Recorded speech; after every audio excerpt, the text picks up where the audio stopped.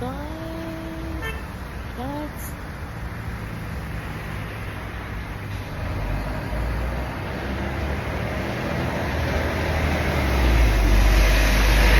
ganda, ganda ng lugar. Ang ganda-ganda ng lugar. It's a pretty, pretty place. Ang ganda-ganda ng lugar.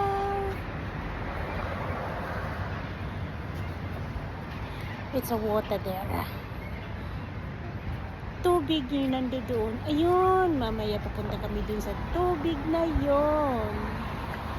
Ayan, baka mag-swimming kami ng asawa ko.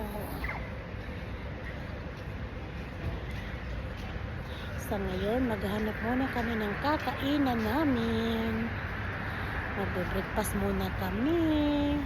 I love you guys.